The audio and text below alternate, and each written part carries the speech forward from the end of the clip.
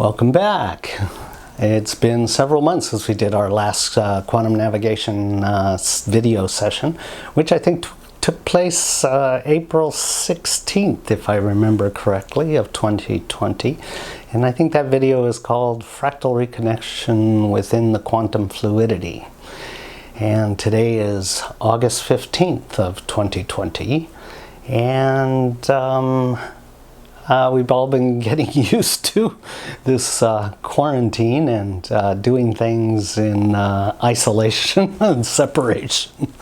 So I'm tending to miss the storm wisdom in our group, but needless to say, they've been downloading me with more materials, and I've been going through quite a lot of different challenges, different experiences, different understanding, awakenings, and so on.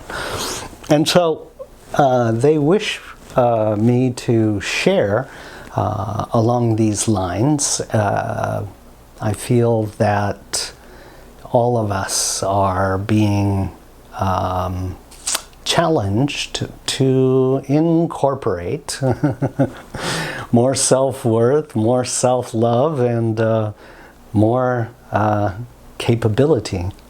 Be your own magician, be your own alchemist, which means that a lot of the challenges that they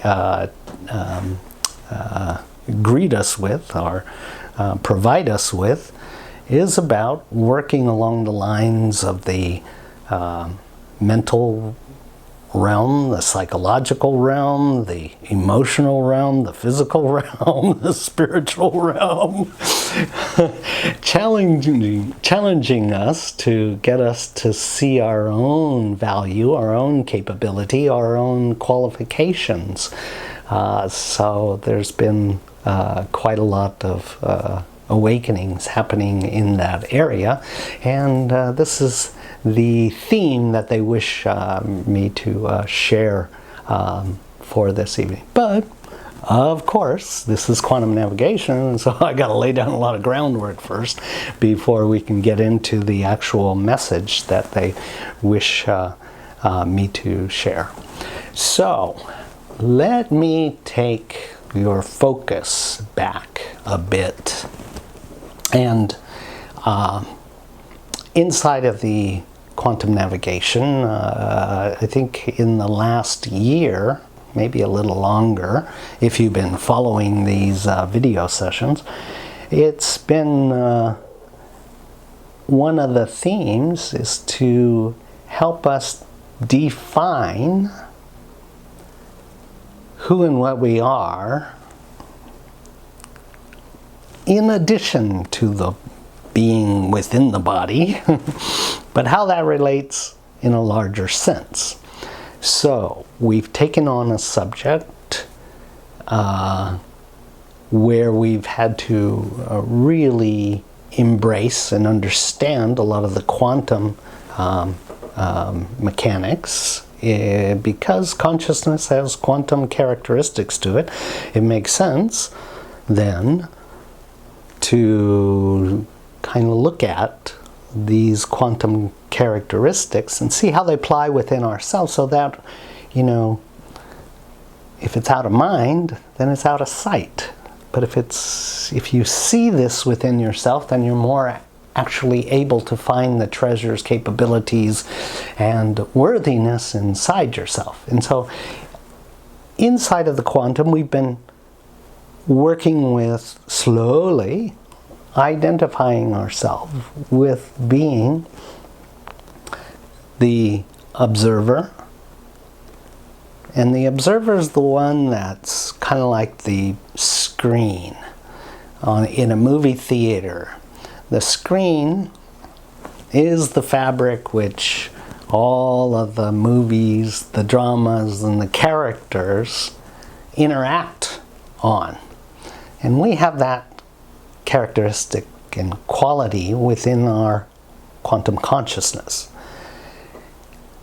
And the more we see that, then we're able to identify, put our roots and feelers, our fine filaments into reconnection with that which we already are. So we've looked at the observer in relationship to the character, and the character has these elements, characteristics or qualities, like the metaphoric characteristics of a proton and a neutron. A proton at the center of an atom. Proton connects with the neutron and they cleave together. Yet they're kind of dualistic, meaning they're kind of opposite characteristics of each other. One's radiant and expressive and energetic, and the other is receptive. And it also embraces. So it's like a battery, the positive pole and the negative pole, so that there is a flow of energy. The radiant moves to the receptive. And in between, there's a fine film, a fine membrane in between the proton and the neutron, and that fine filament is source. It is the quantum. And so source, the object, which is split in two dualistic qualities, cleave together by the quantum. Only the quantum can hold two dissimilar components together with ease. And so the proton and the neutron can cleave together with source as the fine filament. Now, it can be so thin, it could be micro, super micro thin. It's quantum. So in quantum, size doesn't matter. It can be as large as it can be as small as possible. Nonetheless, source is at the very center. And so we've looked at this from a number of angles, and one of those angles is like looking at the singularity. Singularity exists inside of a black hole. And so inside of that black hole,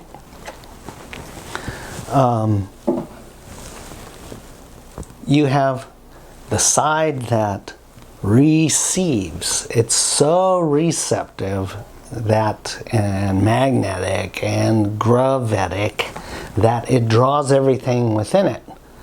As it gets to the singularity, the job of the singularity is take that which is entangled and move it back into source, or move it back into fluidity, move it back into quantum, specifically quantum fluidity.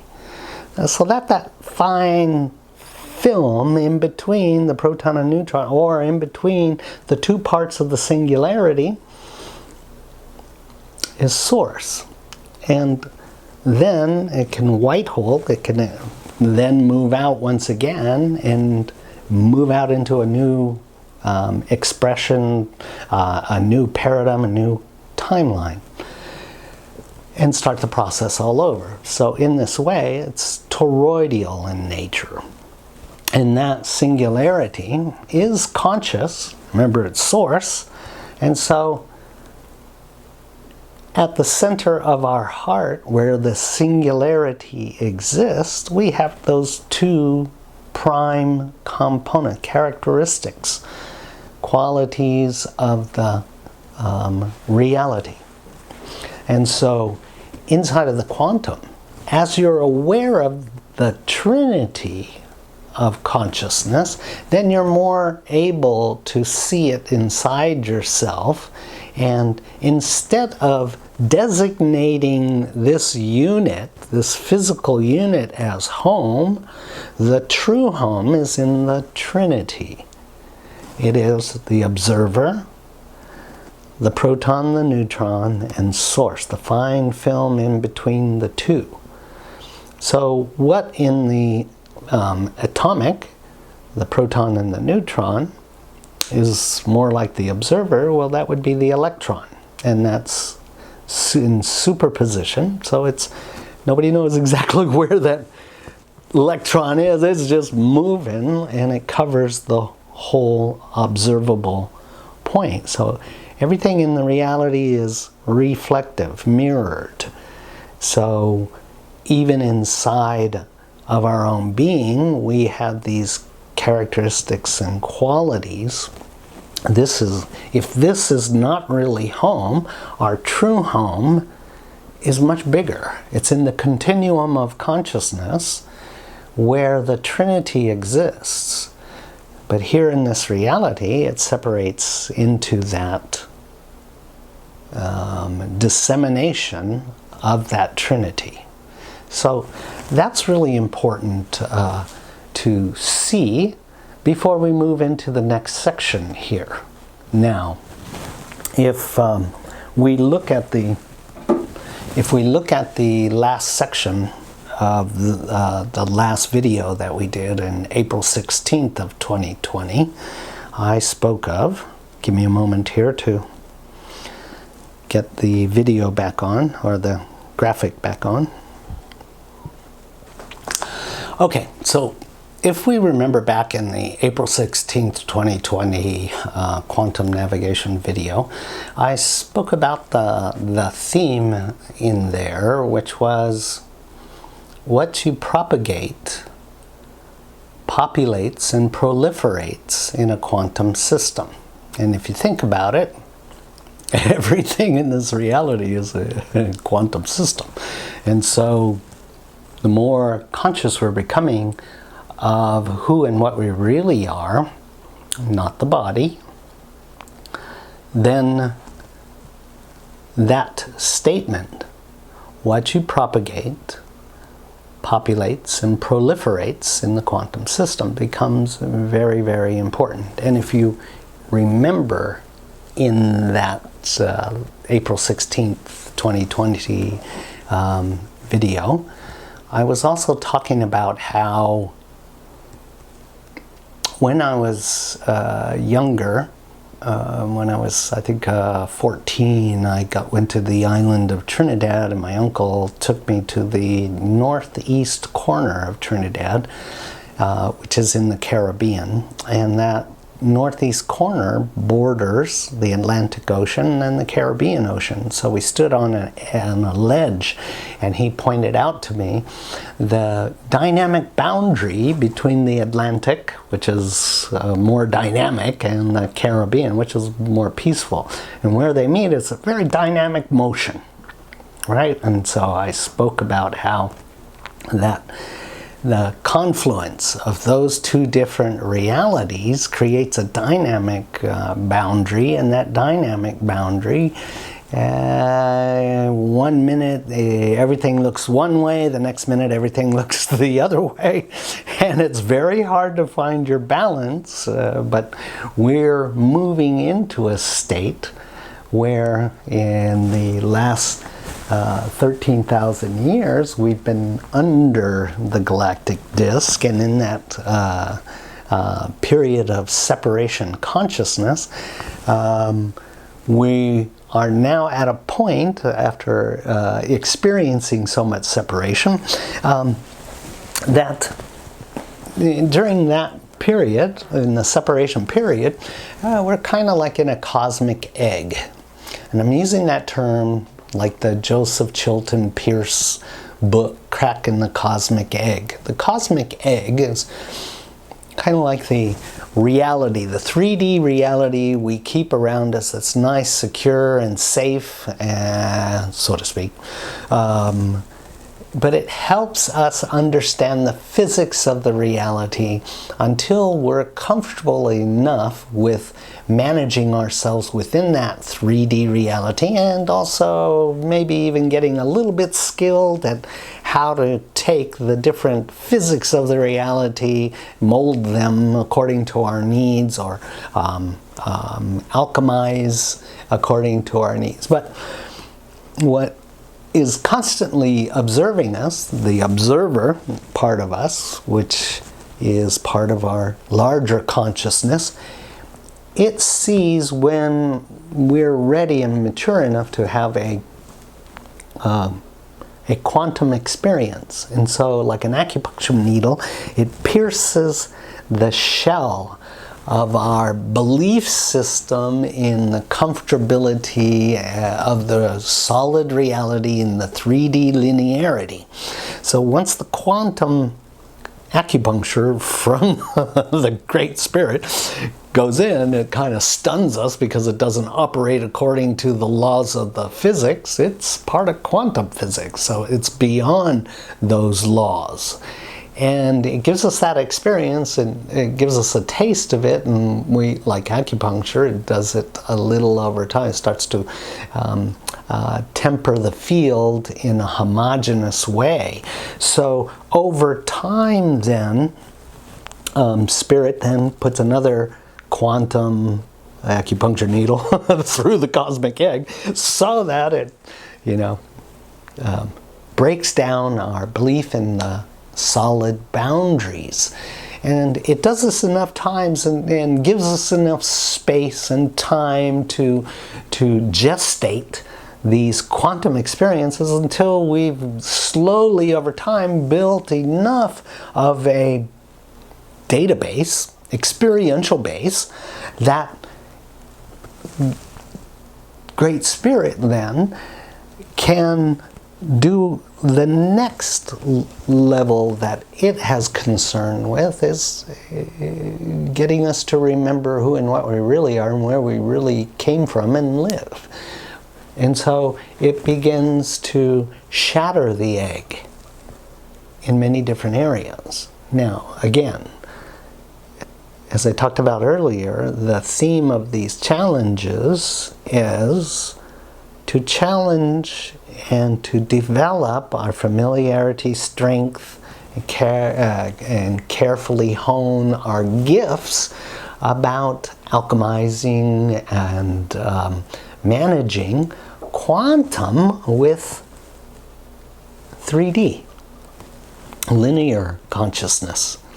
And so as it starts cracking that egg, it does it not just intellectually. That's the first place where we're comfortable posing these ideas.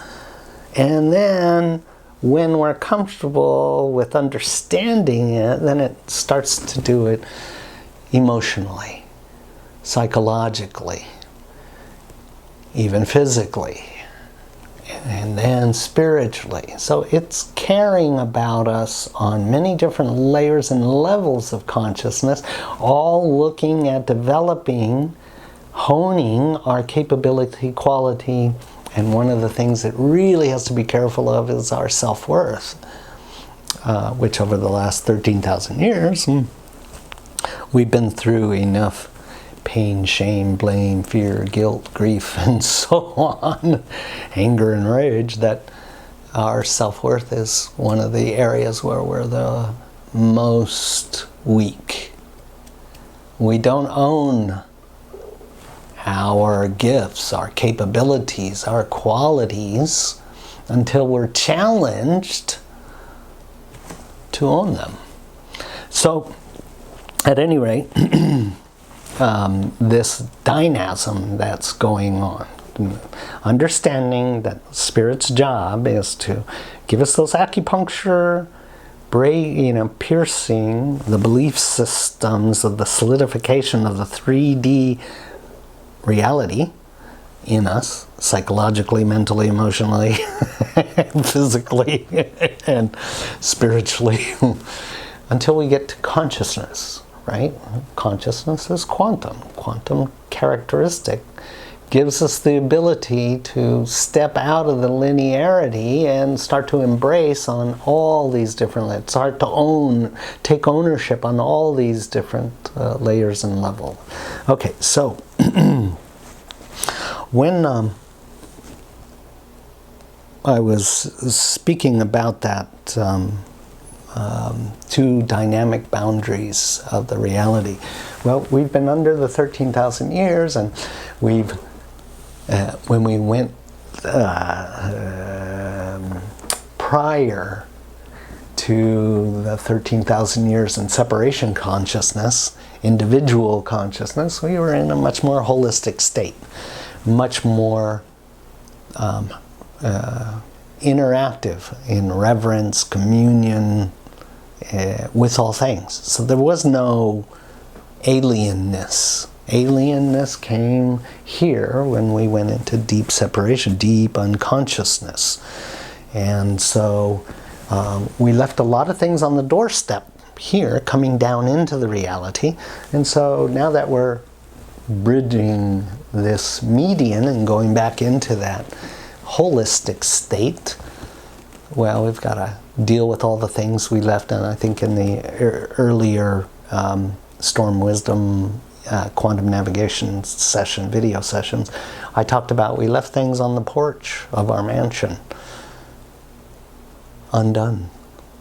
And so we face them again as we're coming back up through this. Now, one of the things that I talked about in this last video was that the reality, remember those two bodies of water, the Atlantic and the Caribbean.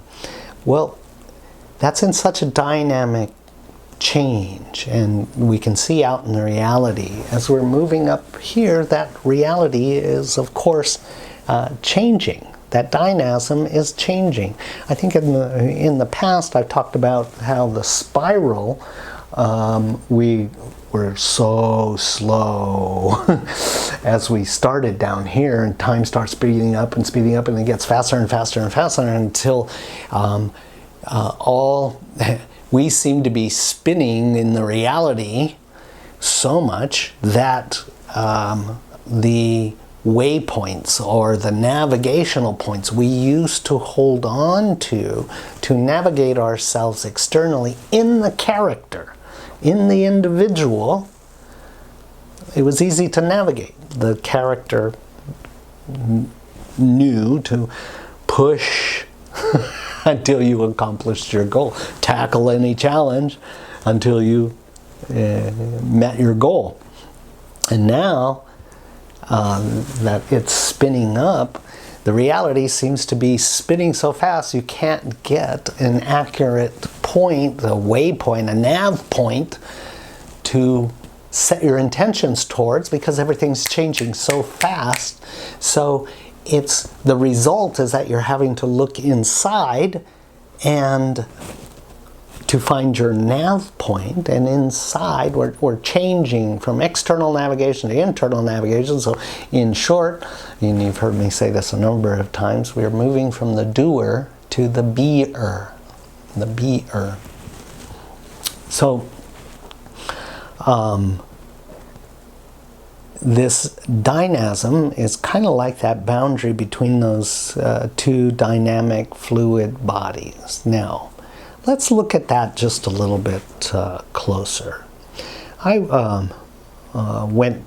took my wife, Lisa, to, on her birthday, maybe 5 years ago, to downtown Tokyo in Ginza, and we went to a kabuki theater. And in the theater, in a theatrical event, they have many set changes and many scene changes. So if you've been to a theatrical event, you're familiar with the set changes and the scenery changes. So usually what happens in a theatrical event such as that, the curtain comes down. In many cases, the curtain comes down. The audience knows to just sit down and relax. We're changing the set. Next scene is coming. And so you hear a lot of commotion going on behind the curtains there. And you know, there's many teams in there frenetically trying to rearrange things and get things all set up for the next scene and the next set that are needed. Well, as we're going through this change here, I spoke about, I think in that last video that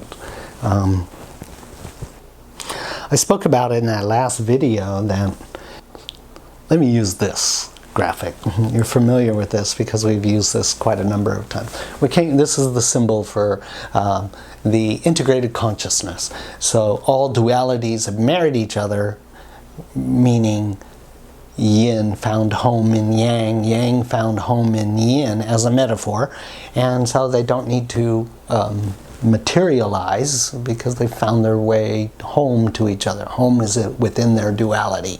And so when they do, they embrace each other with so much, and they return to superposition. Superposition is absent of all entanglements. Entanglements is what gets us on the line of linearity and in separation consciousness. And so inside of the nothingness, it's often called nothingness because when the dualities find home within each other, and there's infinite arrays of dualities inside of the continuum of consciousness, when they find home within each other, there's nothing to manifest. There's only being. There's nothing to do, nowhere to go, no one to become. It's just beingness. So it's in the void, and this is the, let's say, a metaphor for the orchestration of the void, but it's probably more accurate to, at first, use a sphere, a crystalline sphere. But in the unconsciousness, it begins to fractalize and separate. So in that separation consciousness, there's many layers and levels, there's many stratifications, and it's good to know this stuff.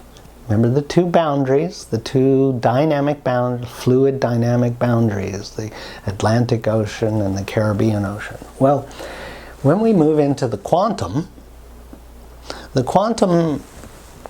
is a fluid state embracing all, but it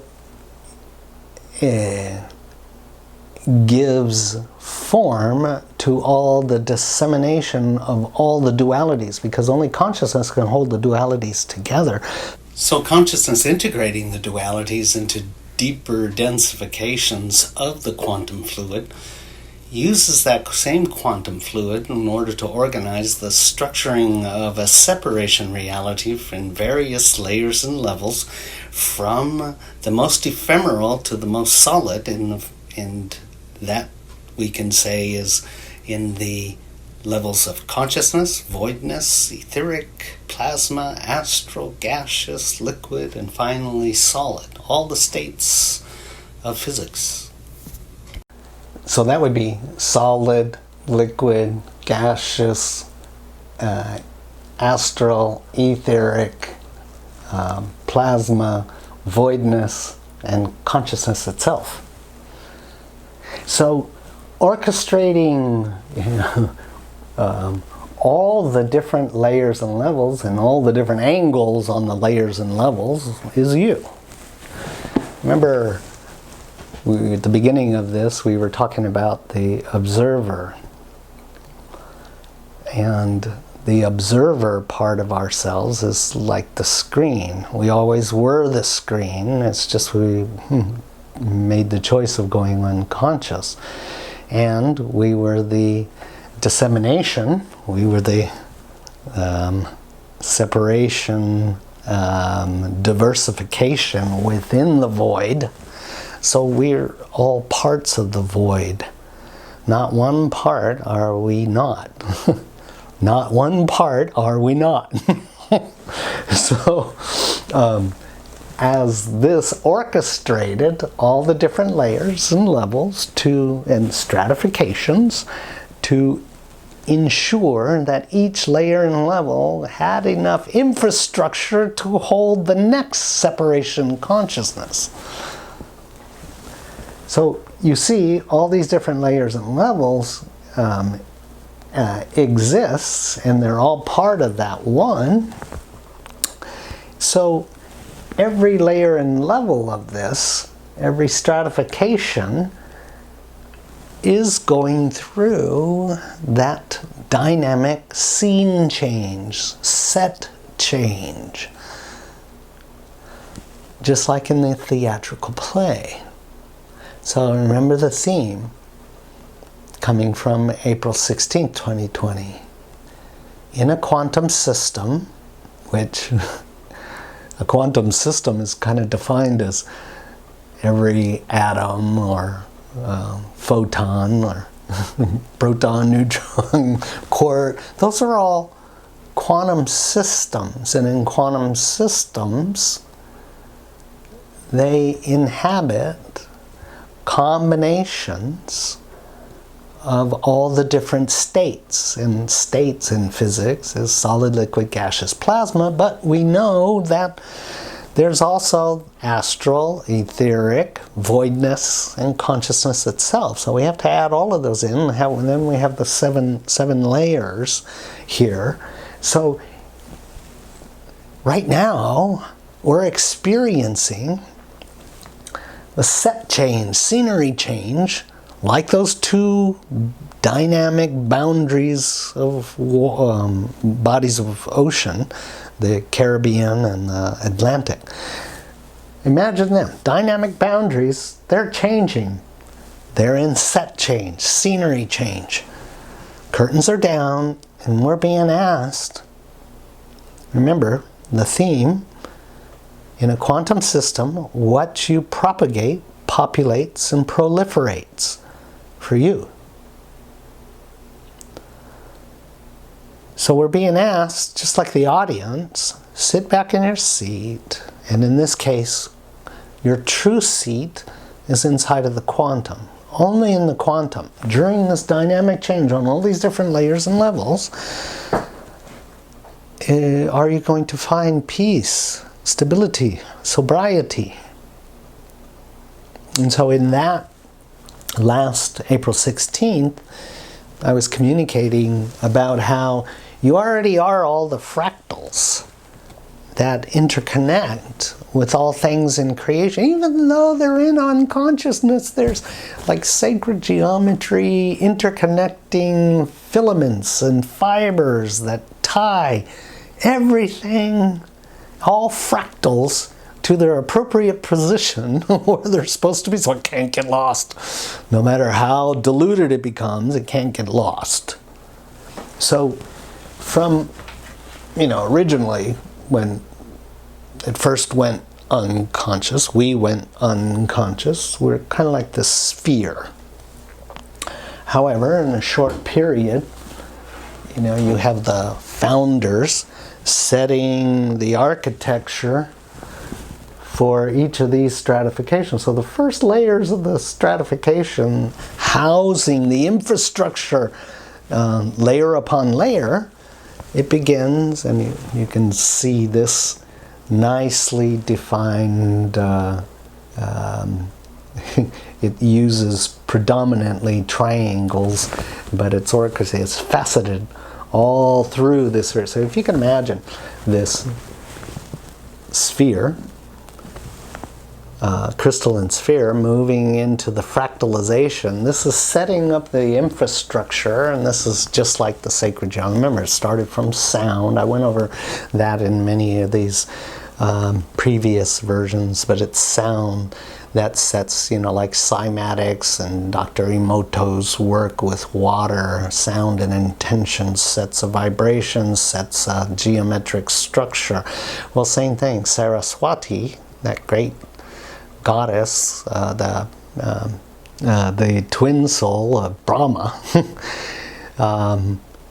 she set all the infrastructure. She used sound to create the geometries, and she's the one holding all the geometries, breathing the life. She sets the pulse, activating the dissemination of life force to all the fractals, all the disseminations.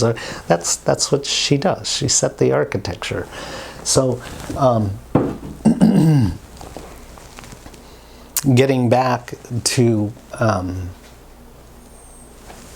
these layers and levels, then, as we're inside of that quantum state, it's the quantum that enables you to move out of the singularity and linearity of a linear timeline and separation timeline. So, we would think we're dissociative if we're aware of operating on a number of timelines, a number of reality lines. It's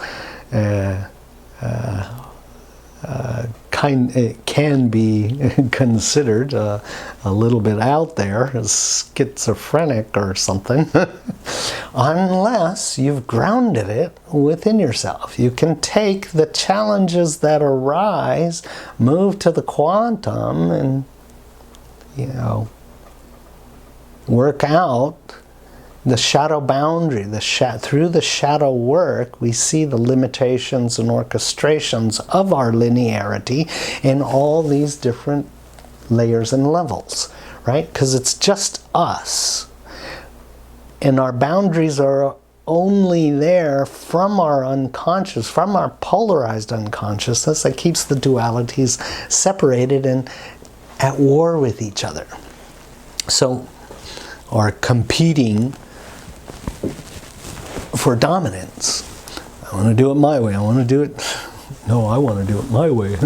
So the male inside of us wants it one way, where the female inside of us wants it a different way. But when we awaken, we see, both are appropriate, slightly different. There's times for one or the other. And the same thing with inner child and adult. These are dualities.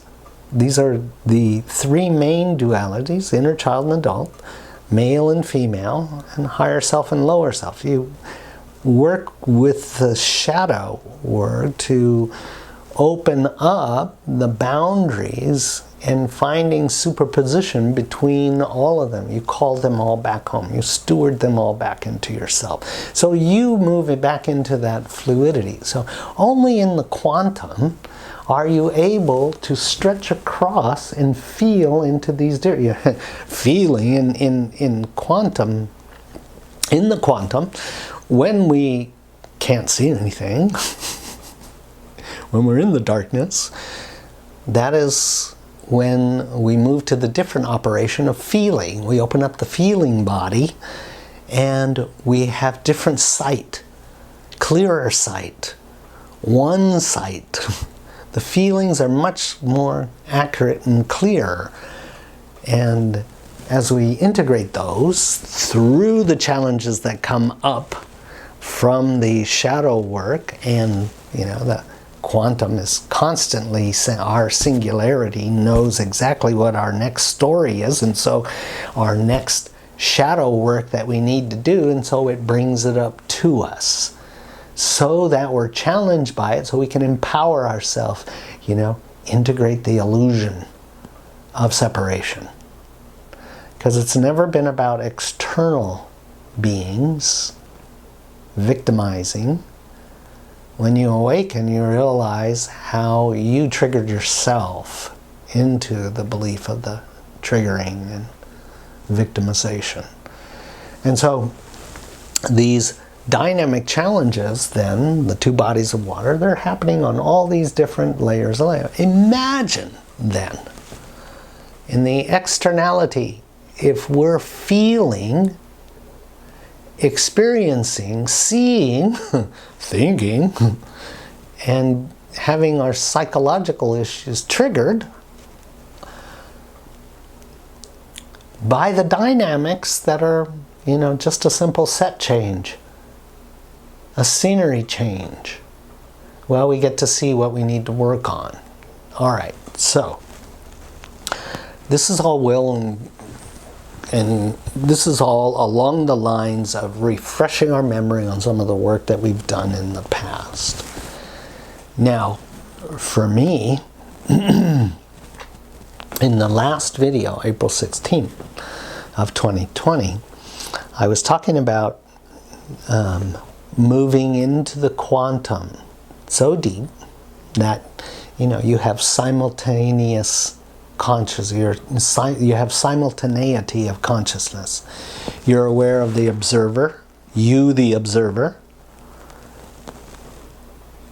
you the character in source in your center.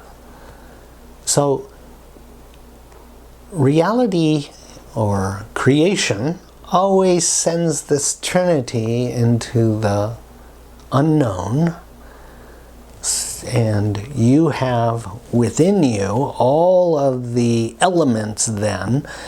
The singularity projects out the entanglement so you can work on it, and as you do, then you integrate it and you move to a greater expanse within the quantum. Feelings, vulnerability, surrender, nakedness steers your movement in the quantum by enabling you to have greater expansive embrace and inclusivity of the reality around you. And the multiplicity of consciousness timelines and realities existing on all these stratifications: solid, liquid, gaseous, plasma, astral, etheric, and so on, voidness and consciousness. So for me, April 16th, they were asking me to share with you that as you move into the quantum, you become the open, you're sitting in the audience, watching the dynamics going on, allowing yourself to move into the beer, not being entangled in the character as best as possible. It's okay to get entangled into the character so long as you know how to move yourself back into the observer, move yourself into the trinity, knowing the simultaneity of all three. Then you're not locked into just the dimensions and illusions of reality born from the character's perspective and limitations. All right, so I talked about in that video about as you're sitting in the audience and you're abiding in the quantum, you're enabled to feel all of the fractals and your interconnection through all of the geometries that tie you to each and everything. So you become a network on your own. You are the network. And as the quantum, then you're able to allow the quantum to flow through you into the, this world that's happening, that's going through all these changes. So imagine the set change that goes on if everyone in the audience is just holding that peace and that love and appreciation and understanding. Now, if they were the opposite and they were judgmental and all the workers and the actors and characters, it would cause a different show. So when we're in the quantum and we're abiding in the quantum, seeing what's really happening in the reality and holding that space, we're allowing for a completely different reality to begin to be built. All right, that's where we left off with the last QN session. In this session, where it happened for me is I was doing my work on a daily basis, oftentimes twice a day, getting into the quantum and staying abreast of that. Well, my wife and I, we were in Japan, and Japan got hit with the COVID pandemic, and so the restrictions applied, and so they had to shut down the airlines and limit the amount of tourists coming into, or transients coming into Japan. So, as you can imagine, that puts a dampener to the character. What am I going to do? I can no longer see and feel the navigation point of my reality. I can't go by it. It's been chopped off. It's been stopped. Well, just so happened that at that time, for many people, it's not just one line of possibility and probability that the character faced in stopping navigation point, external navigation, for navigating the reality from the character's point of view, right? So as those restrictions and limitations were shut down, and you don't know how long, nobody knows how long it's going to be. It's still in operation even now. So imagine if you've been doing work the same way and relied on that same work for 30 years or so, maybe less, maybe more, but significantly for a long time. And now that gets changed just like that. Well, that brings up a whole lot of emotional, psychological, even physical challenges.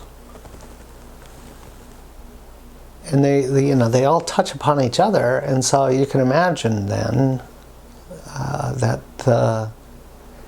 trying to get the character back into the quantum to see straight becomes even more difficult, because the character is under self-assault, so to speak. You know, all the unforeseen baggage comes forward, all the shadow issues that were in the closet now come forward. Fears, insecurities, what if, how am I, what am I, all those things, what am I now? I don't have those things. So self-identification even comes up. And if you know who and what you really are, then it's easier to get back to the quantum. But if you're attached to your whole way of expression, of being, of relating to yourself, of others relating to you, by your vocation, I'm nothing without my vocation. You go through this process of trying to figure out who and what am I now, without having the old items that I use to comfort myself and stabilize myself that were external. You see what I'm talking about? You're getting the flavor of this.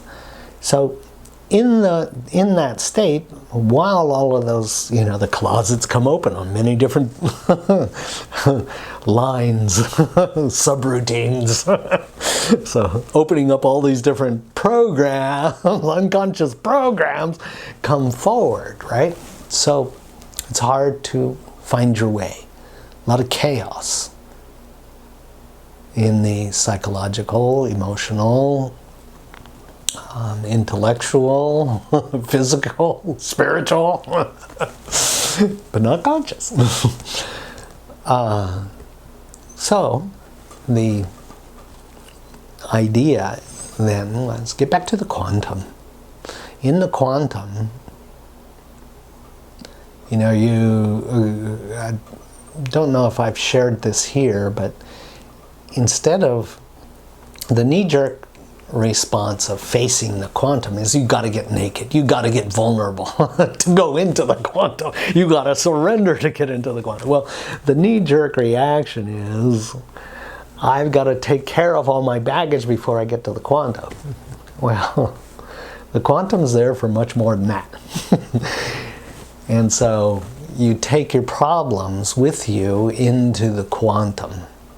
In the quantum, you feel the support you need to begin the process of detaching enough that you can look at all your problems inside the tempest in the teacup and empty the teacup so you can receive. Okay? So for me, when I was in the quantum, resolution came out. I heard the invitation from the quantum. You got challenges on all these different timelines, probabilities, and the way to move forward.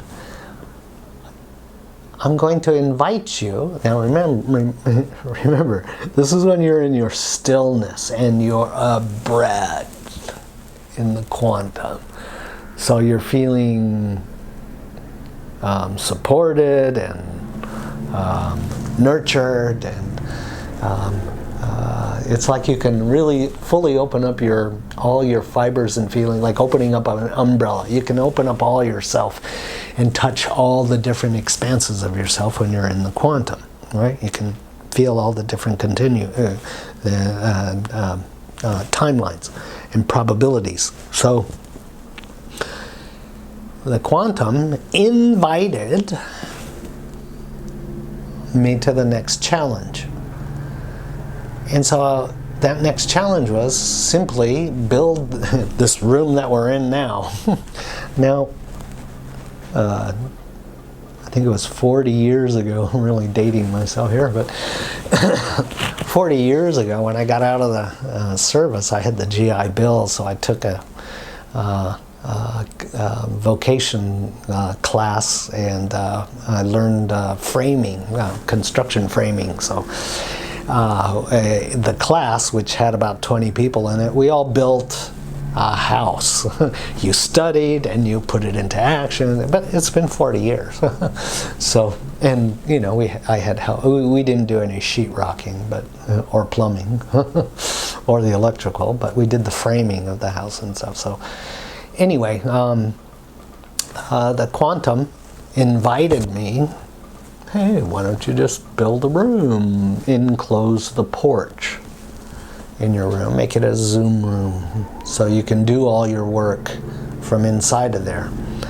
So I checked myself. Do you have the wherewithal to make this commitment, to go through all the unexpected challenges and all the demands that it takes on your physicality, your mentality, your emotional, your psychological makeup, even your spiritual needs? You got to keep all these things in balance, right? And so it felt, yes, I can do it. And so I did. Now, I realized during the course of this that you go into, you kind of go through a sine wave. Okay, so the positive part of the sine wave, you go through both positive and go through the negative of, you know, taking on a challenge like that. It was the invitation from the quantum.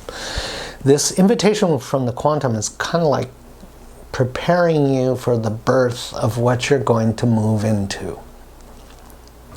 So I knew that all the challenges that presented itself were what I needed to not only see my unfinished shadow, but also to pull out of me characteristics and qualities that I need in order to inhabit the new reality that's trying to be birthed around us. In fact, it is like a bridge into the unknown.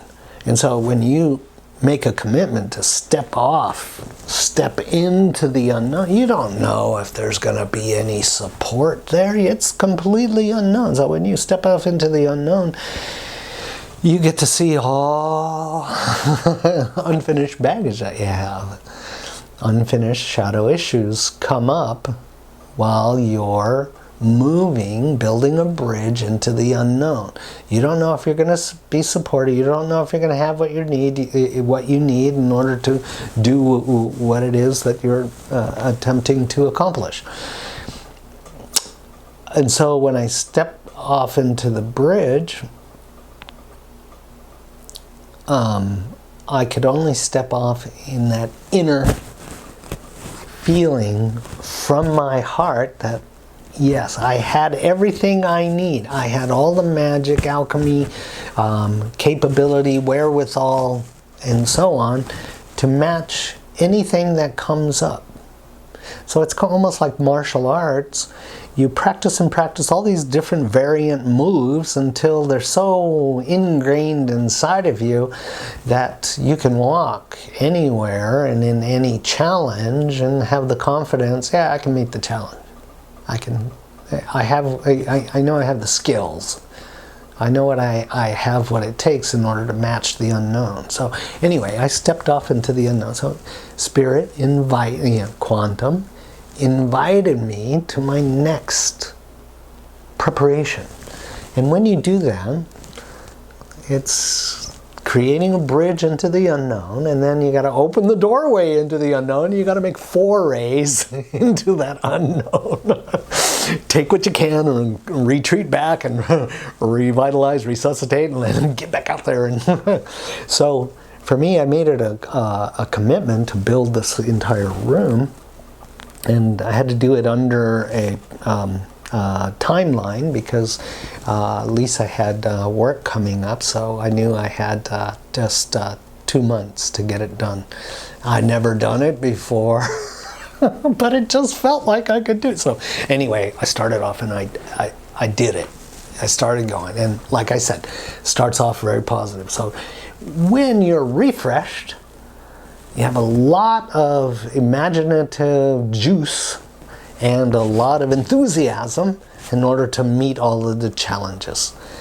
And so there I was, meeting all of the challenges. And you know, when you're working in this capacity, you've got to do foundation work. There's many different disciplines, right? Foundation work, what do you call that? Framing work, electrical work, air conditioning and heating, duct work. So there's a lot of different disciplines, and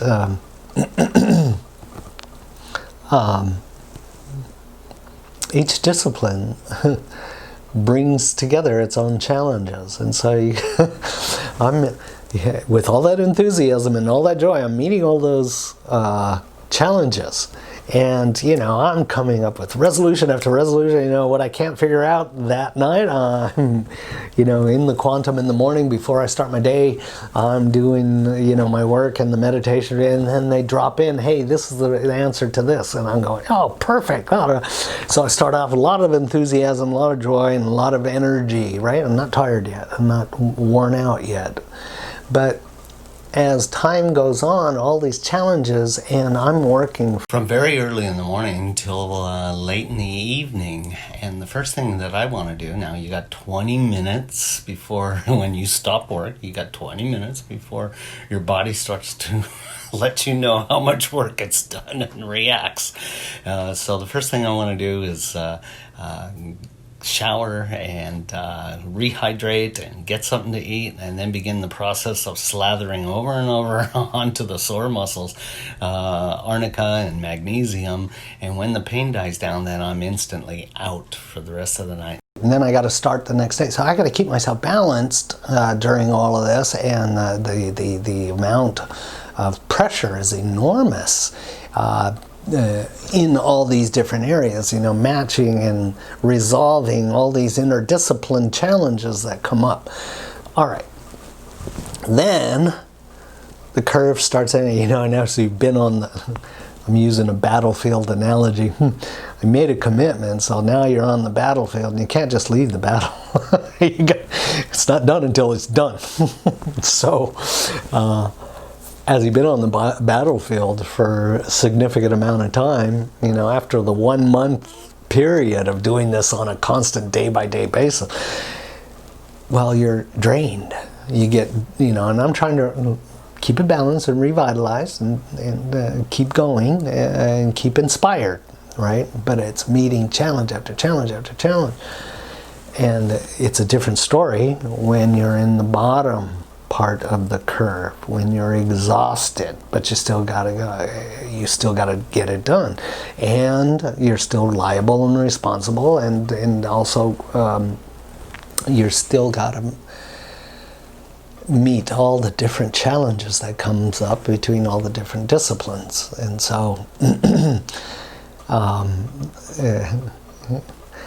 I was tired on one day, and I was finally down at the floor, and the first time I've ever put down a laminate flooring, and I didn't want it floating, so I used some adhesive on it, and it's the first time I've done flooring. So I laid 3 courses, and the the glue has timing to it before it sets. So I knew I was getting close to the set point. I laid 3 courses, tapped the last plank into place, and everything went out of whack. Everything, it was like Pandora's box opened, and each of the planks went their own different way. Everything came undone, and I'm like, ah! And at that point, I only got like, 15, 20 minutes at the most to figure out how to tie all these things down and get them solidly in place and aligned. And so I was so exhausted that the only way I knew to pull the energy I needed was to flip the switch on rage.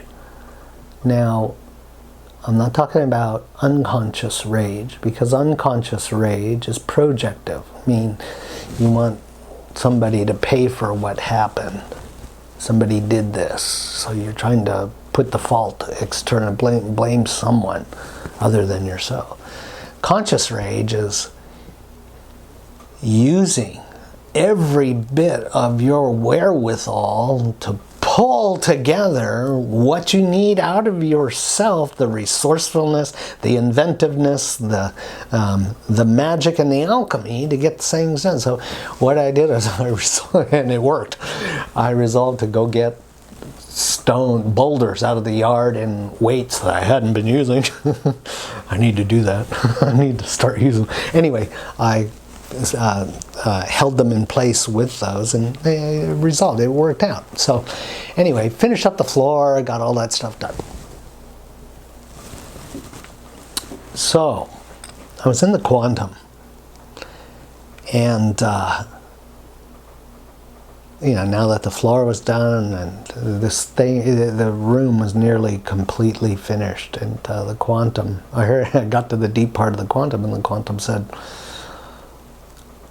"So this chapter is about over. This scenery is about over. What'd you learn?" And oh my gosh, I said, I shared with the quantum that, well, I learned that, what I wasn't willing to own about myself, my own capability, qualities, and appreciation. The rage and all of these challenges, meeting challenge after challenge through the many different disciplines, trying to put it together. I learned, idealistically, when kids go to college, 1 or 2 years into college, they come up with a bunch of idealistic ways to look at the world, and then they kind of crusade on those idealisms and that version of how they see the world, and until it's married with practicality and experience, there's not much compassion.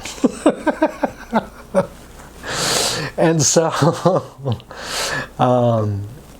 with the many different disciplines that are involved in here, if you try to complain about, oh, the ground's not even, or the wall's not even, or whatever, if you go to complain to that, the ductwork isn't done right or something, if you go complain, and it's like, they're not going to listen to you, because they're only going to defend how much work they put into it. So the carpenter is kind of the alchemist and magician, silent alchemist and magician. So I learned that during the course of this, which got me to appreciate myself to a greater degree from a more compassionate point, because I didn't own that. I didn't own that capability and quality and resourcefulness and inventiveness and alchemistic characteristics. You know, sometimes when you're in the raid, you have to come up with an answer.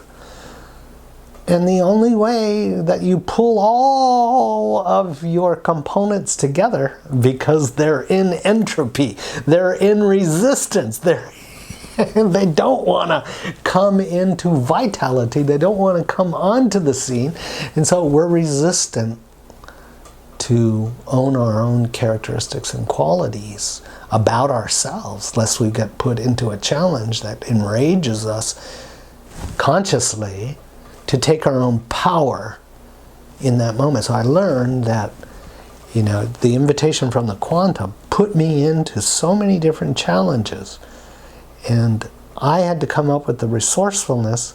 Those challenges taught me to appreciate my creativity to a greater degree, which helps you settle inside and appreciate yourself. Now, when I said that to them, to the quantum, the quantum, you know, one of the things I was saying to was, it's unbelievable how many things come out of the woodwork to challenge you. And it's been unbelievable.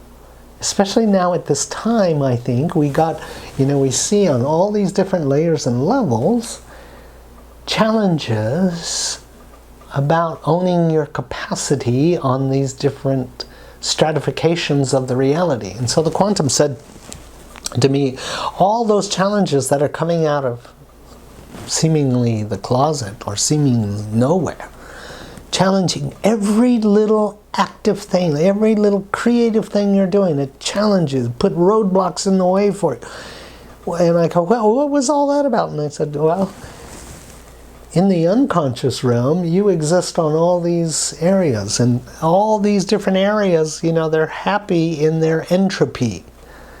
They're happy in their inertness. In their unconscious, they're inert. You're asking them to change from that inertness and to move back into holding a structure. Holding a structure according to your consciousness, according to your will. So of course you're going to be challenged on every level.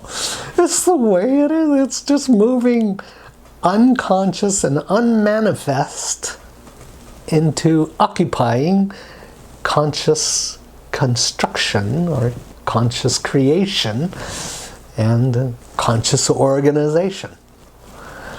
So I went, oh my God, that's really good. That's now I don't have a charge on the unconscious. Now I see it in a more compassionate way. It's just, it's so understandable. It wants to remain in entropy and inert. It doesn't want to change that form. You're asking it to change form and hold the structure, hold a form, hold an intention. No, you got to guide it into that point. So anyway, it really helped me understand from a different perspective of it. Now, this is where we're laying that foundation down. We can now begin to get to the area where I want to get to, and that is that after this challenge, I completed this invitation from the quantum. I learned many different lessons. One of the lessons I learned too was, as I shared with the quantum asked me, while you're being assailed by all these different challenges, one after another, it simply asked me, what gets your hornet's nest to be shaken? And what gets your hornets to swarm? And I said, well, it would have to be disrespect. And the disrespect I'm speaking about is particularly acute after you've been, as in my case, working so hard and staying on task, staying so focused and using every bit of your wherewithal to come to a resolution on all these different challenges. Remember, stepping across that bridge into the unknown from the invitation of the quantum. And the invitation is loaded with all the challenges you need to move into the new reality. And so, knowing that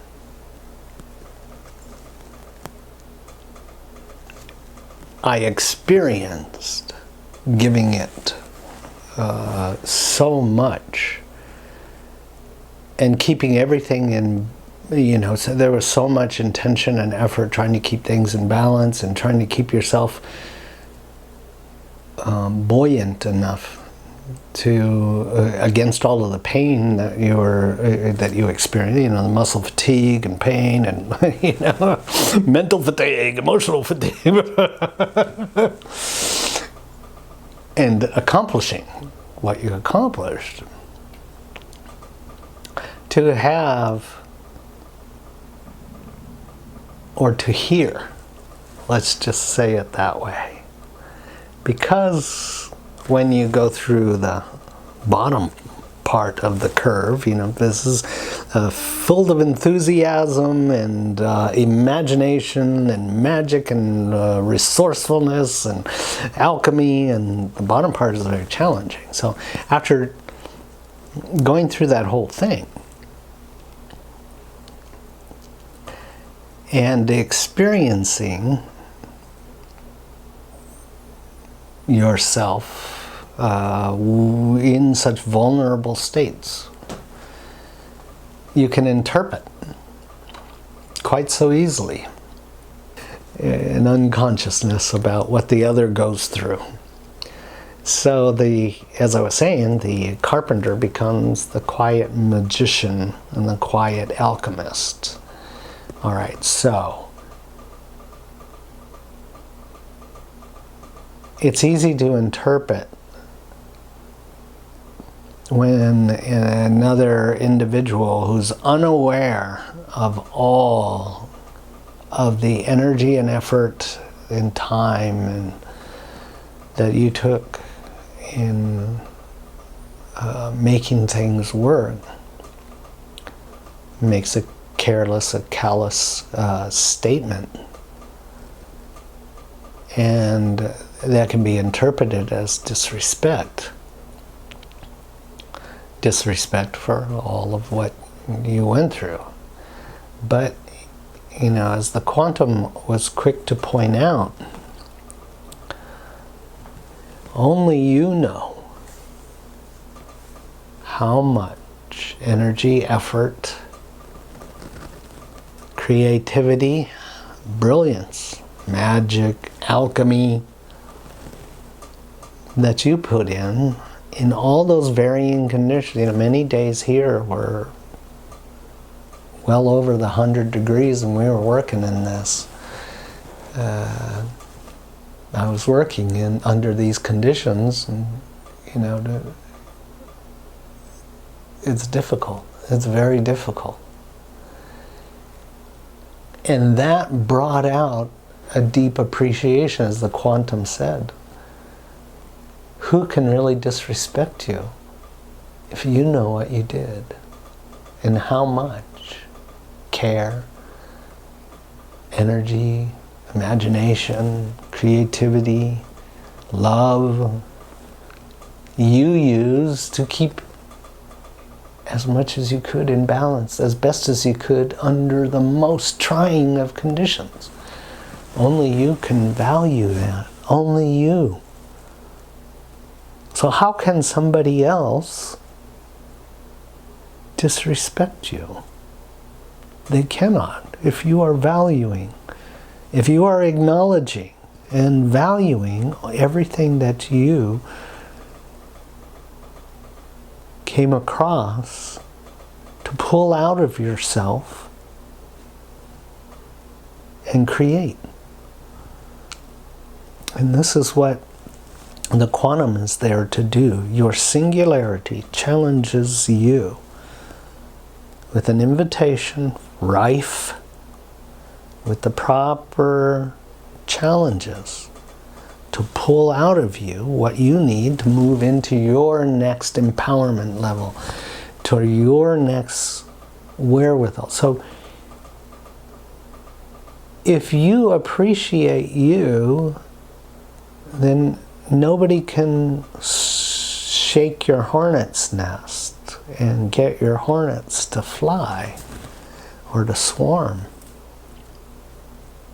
And you have to, and this is what the quantum was communicating, you have to have a wherewithal of the unconscious retribution that arises when you don't have enough compassion for yourself, love and appreciation for yourself. Without that, anyone can shake your hornet's nest. Anyone can get your hornets to fly and point it towards whatever they want. So remember, last April 16th, 2020, quantum navigation, the theme was, in a quantum system, whatever you propagate populates and proliferates. And so they were communicating to me, unless you have that kind of understanding of how much your self-worth and self-appreciation embraces and stabilizes your hornet's nest, then moving past that door, you will build a bridge into the unknown, go past that door into the new paradigm, the new probability, where much more, where things manifest much quicker. You're not empowered. You can't build bridges from that place, from past the door into the new reality, building bridges to interconnection with all other things, unless you have that self-appreciation. No infrastructure of a bridge work is worthy. So the self-worth becomes the stable infrastructure of building bridges, interconnecting all things. Self-worth, self-appreciation. But sometimes the quantum has to challenge us, even to the point of rage, conscious rage, to pull the capabilities out of ourselves so that we'll own it. What it takes to own those qualities is deep challenges. And that's what everyone is facing right now, is awakening to all these challenges on all these different stratified levels, from the solid, liquid, gaseous, astral, plasma, etheric, voidness, and consciousness. They're all in dynamic, roiling motion, getting us to move into the beer, out of the character, out of the projection, into the quantum, holding the quantum. So inside of that quantum, then, when you have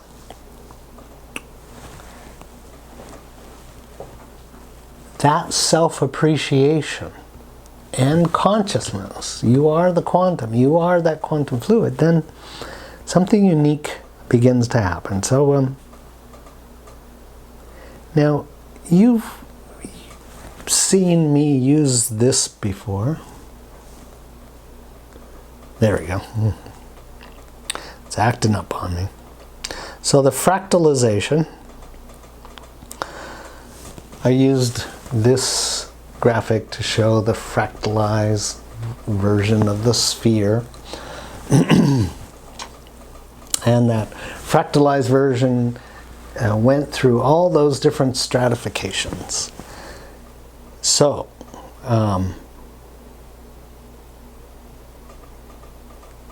I had this experience. Now that I finished that invitation and I learned all those other elements, it's like being tested mentally, psychologically, emotionally, intellectually, spiritually, physically, to move into the conscious part. So these challenges happen on all these levels, and then had this experience, and all I can say is went deep into the quantum, into such deep quantum fluidity that remember I used this graphic to show the different fractalizations. So this is when it fractalized, but this is a harmonic fractalization before it all split apart into unconsciousness. So inside of the void, I had this experience. I was going so deep into the quantum that I went to the, I'm awake because I'm sitting in my chair. I'm sitting upright. I'm in the quantum. I'm also aware of the character. I'm also aware that I'm on that fine line between wakefulness and sleep. But I went even deeper. The energy was so strong, I went even deeper. I went deeper into the vulnerability, deeper into the sensitivity, deeper into the fluidity. And it was like being in such detachment that it was unconsciousness / death. And I don't mean death in a negative way. I mean death in completely detached from anything I can imagine. I was so deep, yet I was still in the trinity of consciousness. I'm the observer, and still the character, and I'm aware of the state. And time went by, which I didn't have anything happen, but in one moment, and this is how I articulate, this is what I experienced it as, I was coming up out of a fluid body, like at night, like a pond, like a lake, or an ocean. I don't know. It was a body of water that was black, and I was the observer, yet I'm coming out of the black fluid.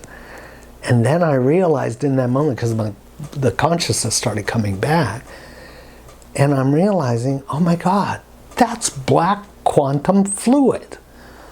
Now, in past quantum experiences, these quantum videos, I talked about how the balloon, and I twist the balloon so that there's the knot at the center from the twist. So it separates from consciousness and unconsciousness, and you have a knot in the middle. And the more you work with your shadow, it starts to untwist the balloon so that the unconsciousness and the consciousness can merge back together. And I've communicated how being at the center in the twist of the balloon is like being in the eye of the needle, in the diamond in the eye of the needle. And that diamond in the eye of the needle sits on all of the interconnection of all the different sacred geometries that connect all things disseminated into the void, and that with consciousness.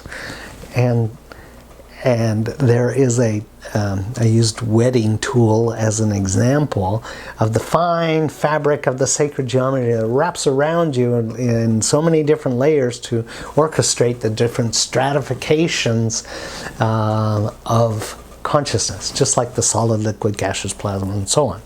Right? So as you unwind the wedding tool or the sacred geometry that blinds you, then you get a more intimate interconnection with yourself on the different layer. There's nothing in between, right? You work the shadow layer and the boundary's gone, right? So I'm coming up out of that body of black fluid, and I'm recognizing, it's black quantum fluid, and then I get all this information about, the quantum's communicating to me, and it was sharing with me, that the association of the balloon twisting. Well, when we go through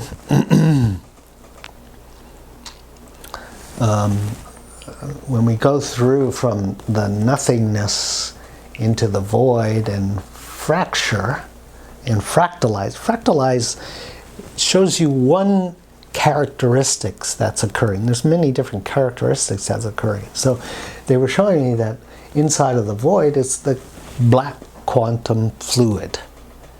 And that black quantum fluid orchestrates itself on all the different stratifications. And so as I was coming out of the lake, I'm trying to pull the black quantum fluid out in between my body parts, in between the fascia and the skin and the organs and the, in between the cells and the mitochondria, trying to pull it out from everywhere. And then I started realizing, this is just like I was communicating about as the quantum had shown me in the past, the only place for the unconsciousness to go back into the consciousness is through you, through the diamond in the heart, through your understanding, your compassionate understanding and appreciation. And so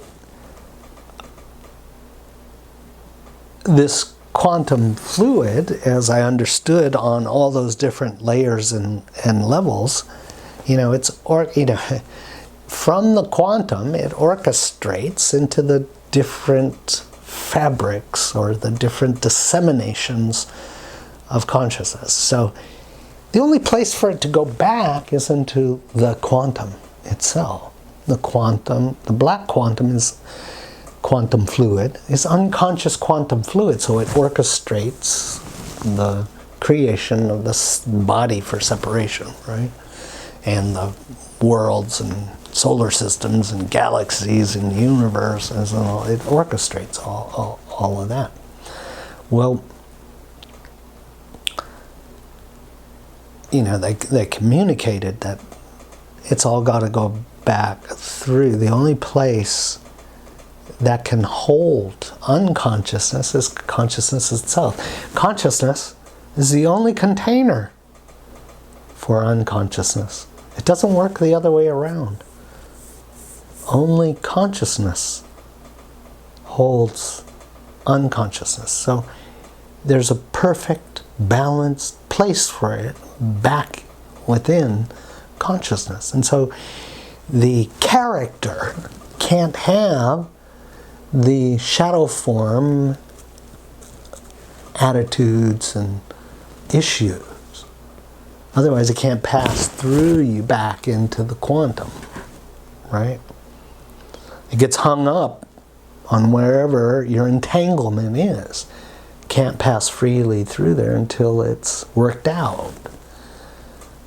So, as I experience this, and on the next quantum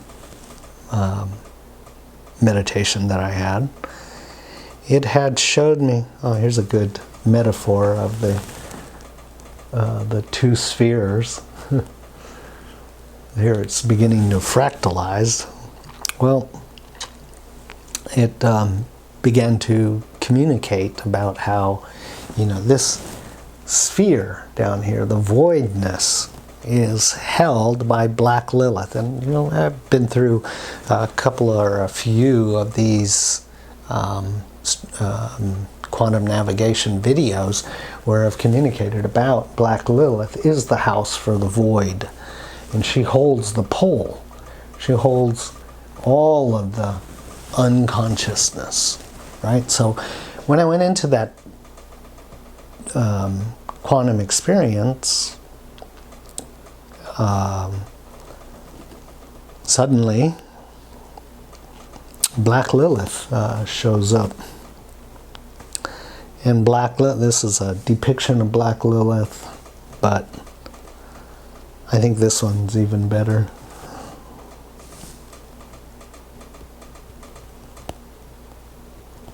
Black Lilith. So she shows up. And I've met her before. I've seen her before. Remember I talked about when you're aware of the trinity of your being, you're not localized into the physics of just this body. You're being the fullness, the screen of everything. There's no end to the screen.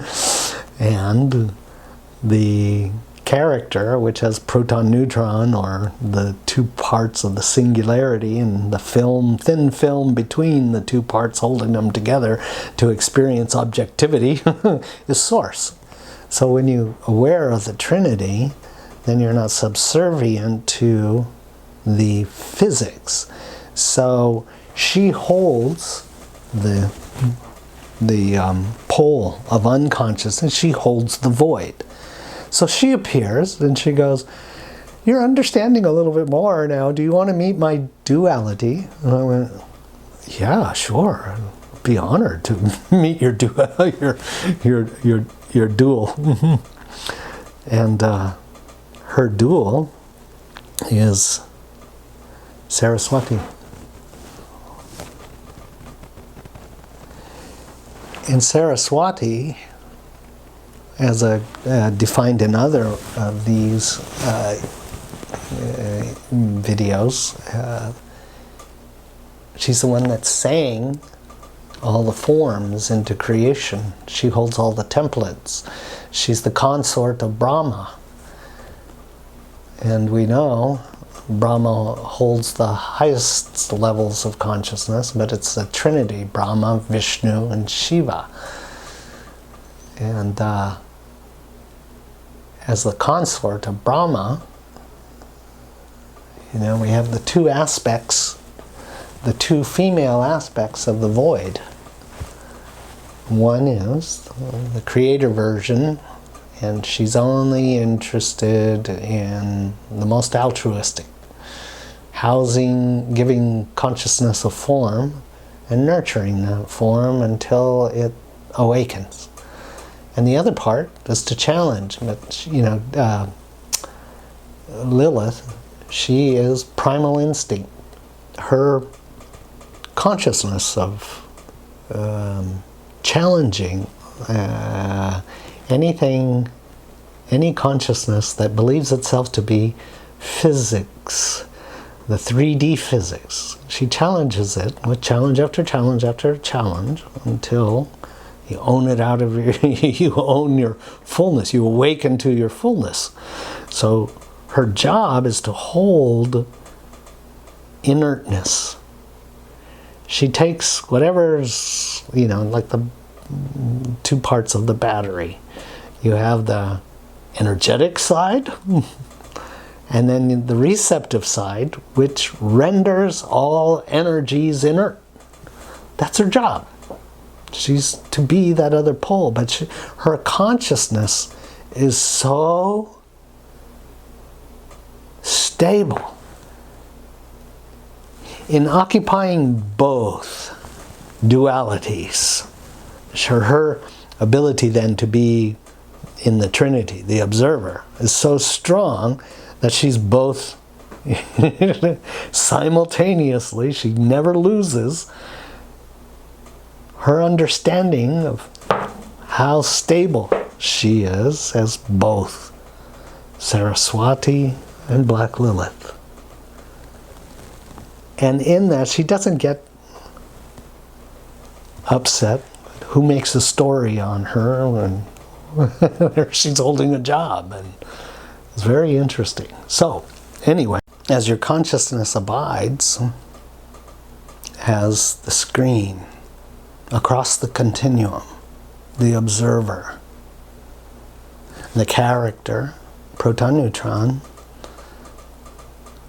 and source, the film, thin infinitesimally thin film in between the singularity, the two aspects of the singularity, source. As you see that, and you see that in others, and you stand on your quantum side rather than in the character and in the physics and in the polarity and polarization and propagating polarizations and projecting your unfinished business on everyone else.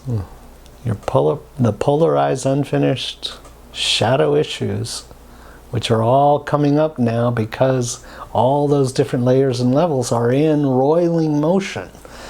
Well, the only place for the black quantum to go, the unconscious quantum, is back through you. You are the one who sits on the throne, stewarding the compassionate understanding and acceptance of all the consciousness that you are. Because each one of us is fully, as it fractalized, who is Saraswati and who is Black Lilith, but you.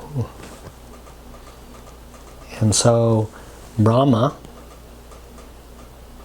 its dual in the masculine is Shiva, the creator and the destroyer. Well, it's not really destruction. It's a different qualification of rebirth, renewing. And so the challenges that are being presented to us now is not so much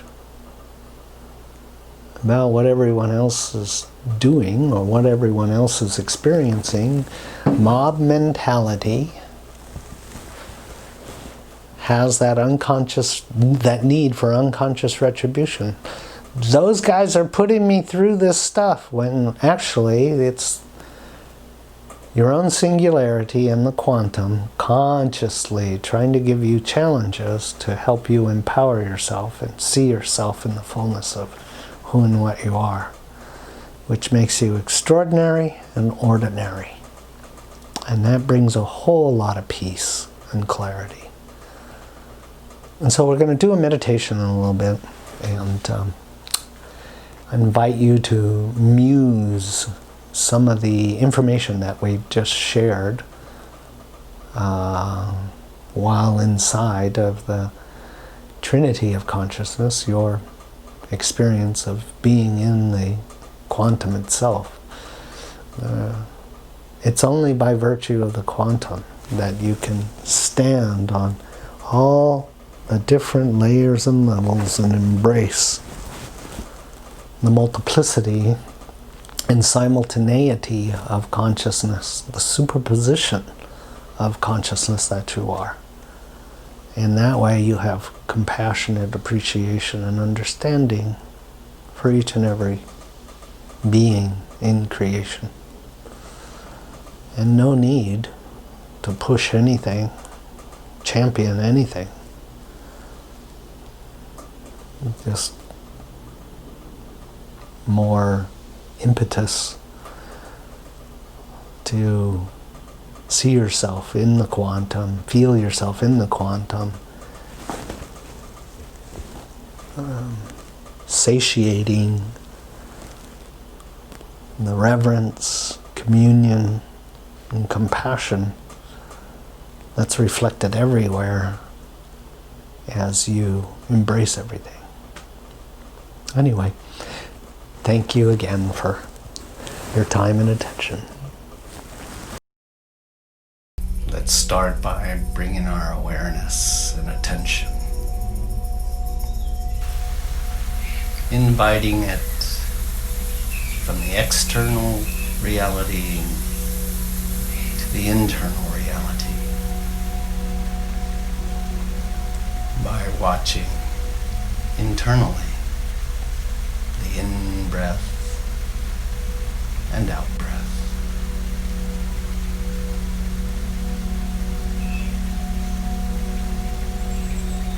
following this invitation, detaching, releasing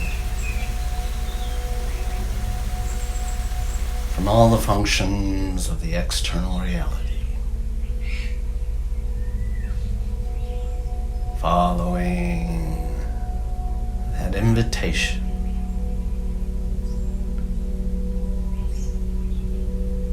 deep into the internal world, relaxing, releasing, detaching.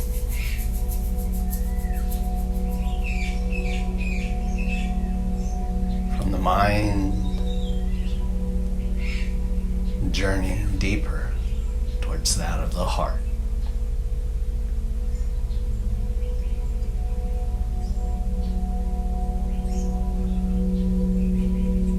Let each in-breath serve to open the vulnerability, sensitivity,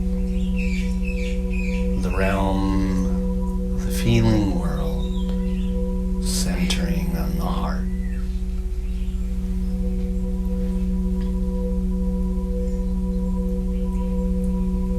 Let each cycle of the in-breath and out-breath allow you, step by step, to move into the more sensitive, vulnerable, feeling world of the heart.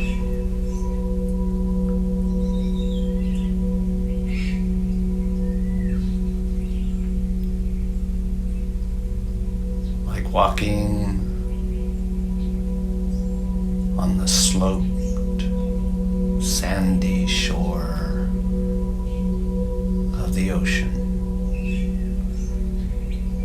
where we move step by step, breath in, breath and out breath, each cycle, allowing us to move into the fluid, feeling world of the heart.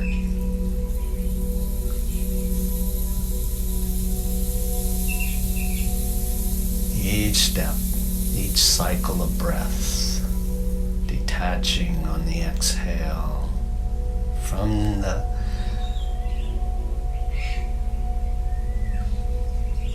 attachment, clinging, gripping,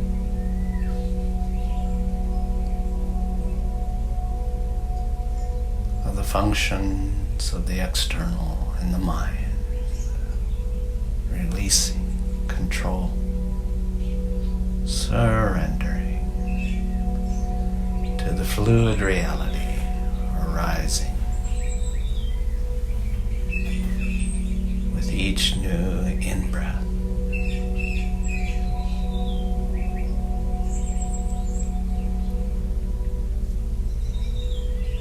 As we move into a more sensitive reality, the feeling world, each step, each cycle of breath, releasing layers of separation and boundaries, layers of subtle to deeper attachment, allowing detachment, surrender, abiding into the deeper senses of the feeling realm.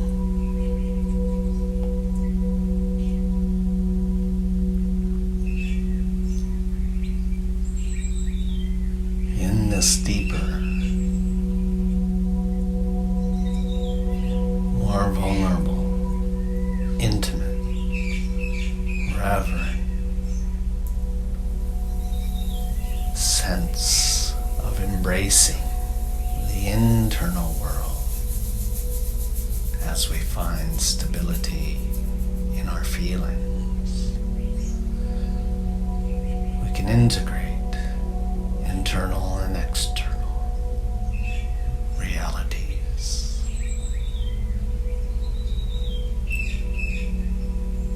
Without attachment, without gripping, just abiding.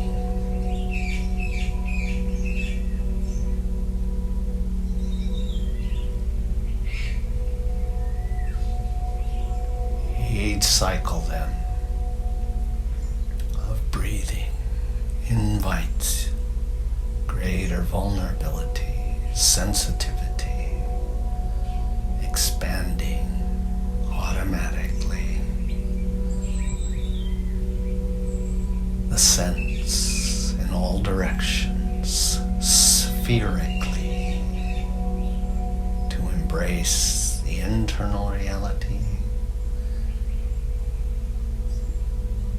and extending past the internal to the external, fluidly, where they integrate.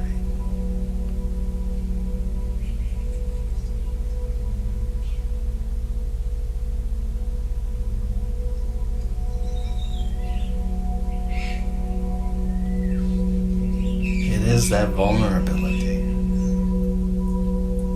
that detects the subtle, open boundary,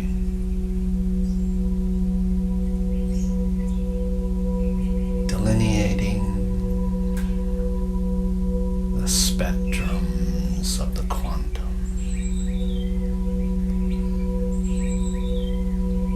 Quantum boundary enables one to feel, and through the feelings see spherically from the one eye of the heart, that singularity existing at the core within the core of the heart.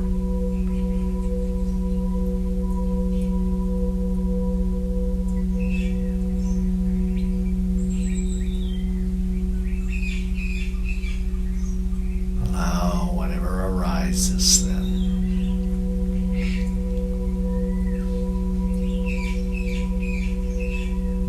As you embrace the quantum, even if it appears absent of light,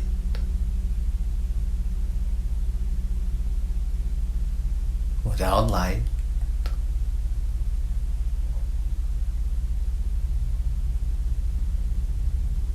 we are invited to move deeper into feeling. The feeling senses are the eyes inside of the quantum.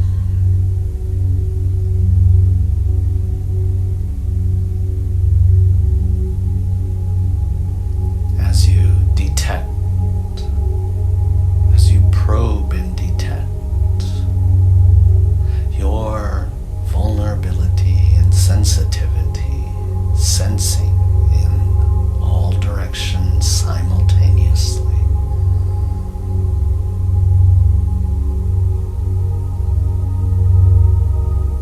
We set the stage for simultaneity of consciousness, where one experiences observer, observing you, wherever you are, seated physically.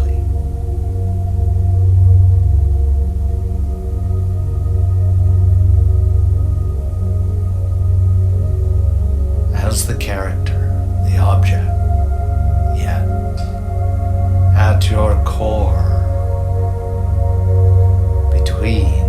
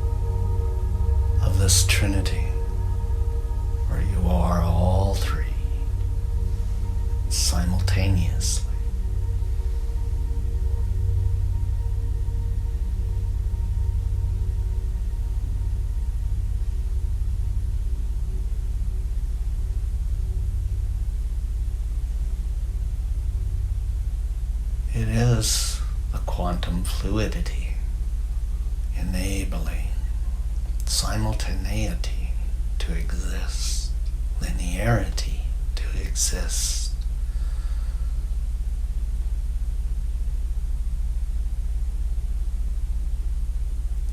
All simultaneously.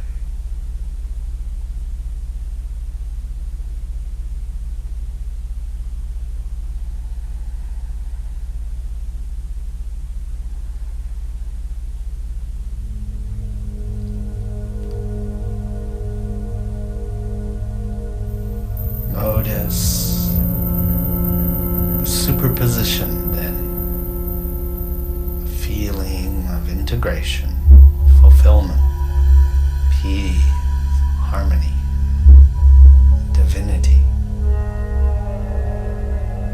all occurring simultaneously as you build the bridge, or integrating all three conscious aspects to nest within your consciousness.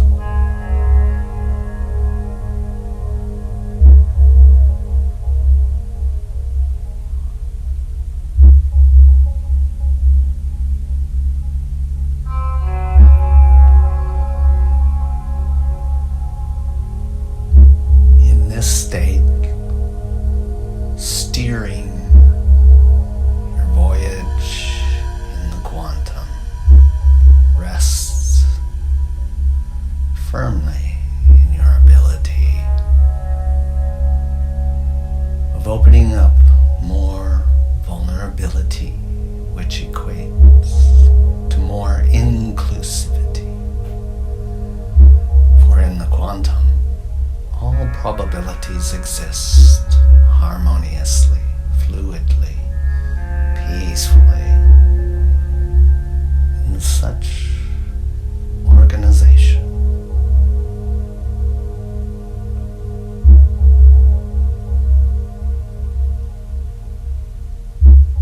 Allow your senses then, through the continuity of surrendering into greater vulnerability, sensitivity, drawing inclusivity spherically in greater expanses, for there is no end to the process of inclusion through vulnerability, reverence, surrender, trust.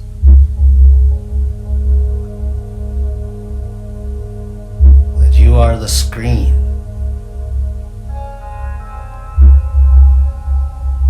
first. Home is the continuum. The continuum is the screen, the observer. And the observer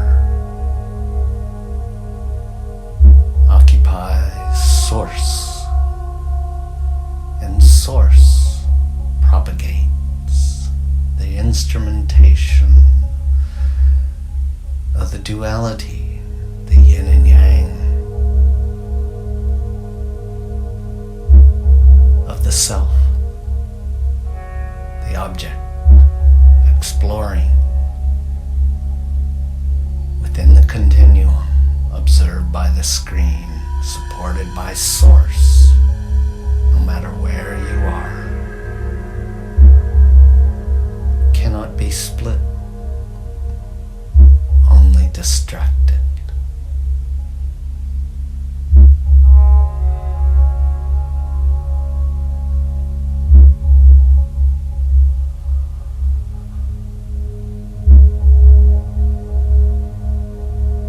As we abide and breathe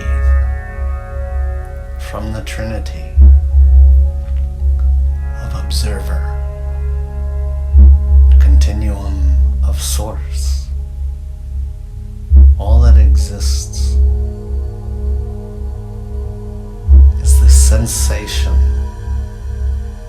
of superposition, and that superposition is unconditional, absolute, pure, innocent love.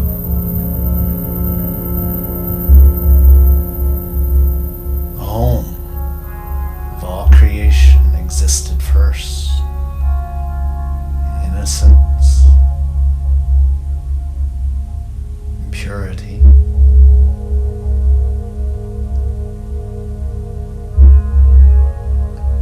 It itself, as the continuum, is divinity in all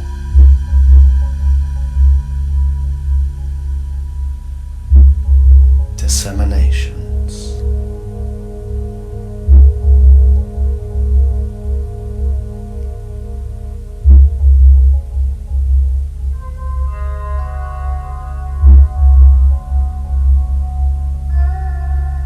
Occupying then the Trinity and equanimity of the continuum.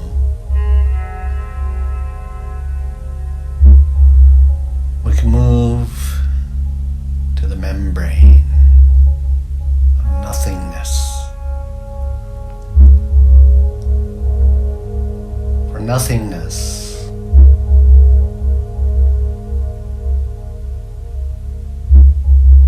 is the fullness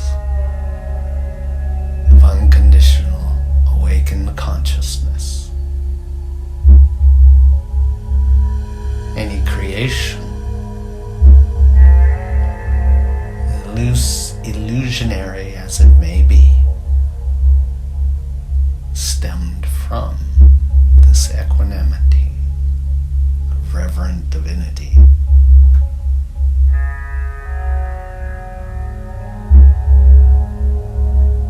Probe in all direction.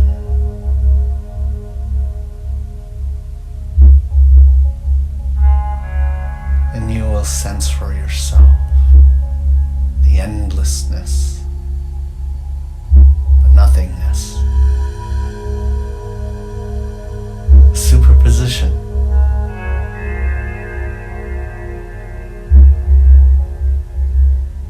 of your true being. Here then, acclimating to the truth of your beingness.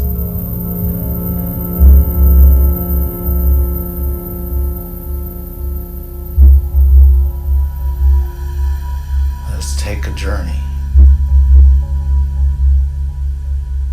maintaining this equanimity and superposition of such unconditional, absolute, supportive, conscious,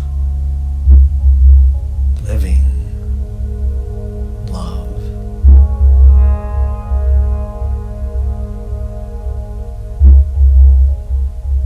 We move to the membrane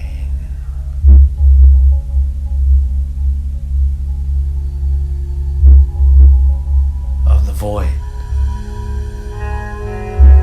maintaining the quantum, your quantum superposition. Extend past the membrane, the all-seeing eye.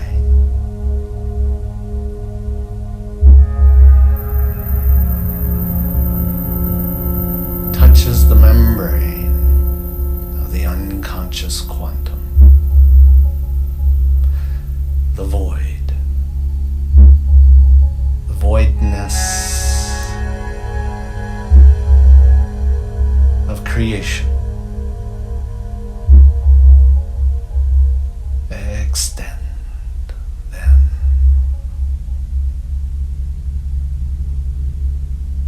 The singularity of the character, supported by source. past the eye of nothingness into creation, into the fluidity of the void.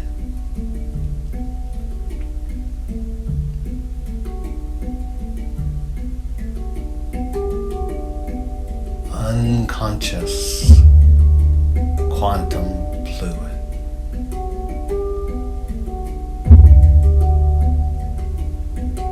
Has an original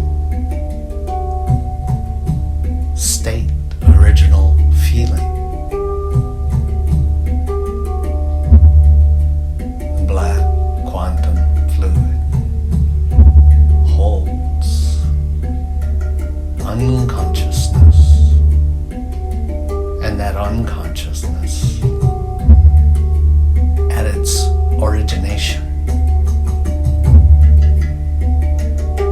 only holds divine,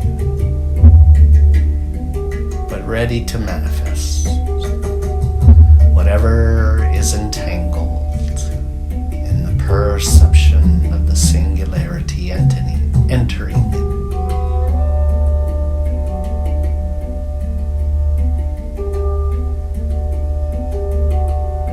As we move into the unconscious quantum fluid, in the blackness, fluid blackness.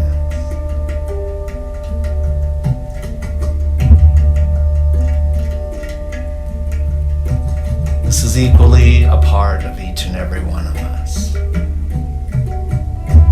The container for it is consciousness.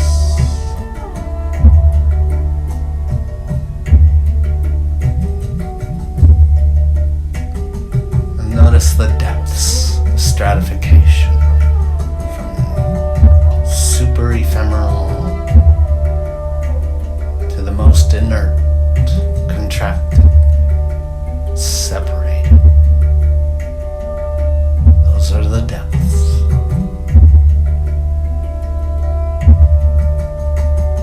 These depths housed the original intention of the creation of all the layers and levels in the separated creation environment in the void.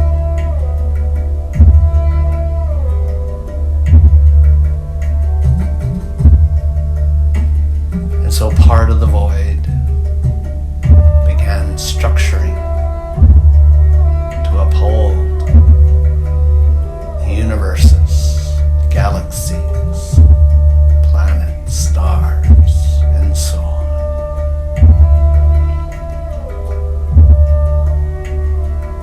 And let's compare the feeling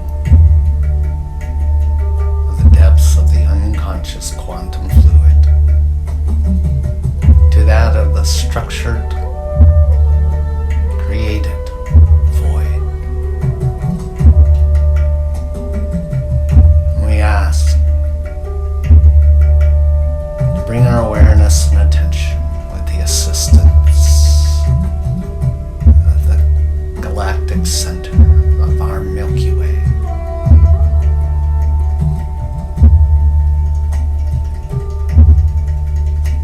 Invite your consciousness to abide,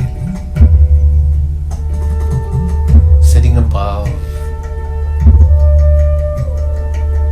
and embracing the entire Milky Way.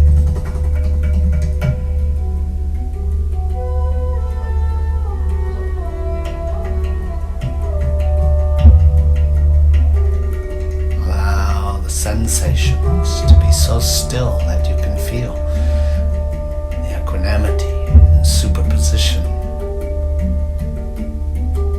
of consciousness, the observer, the trinity, even here in the void, the structured environment of the void, organization and structure. Give it a different sensation or stratification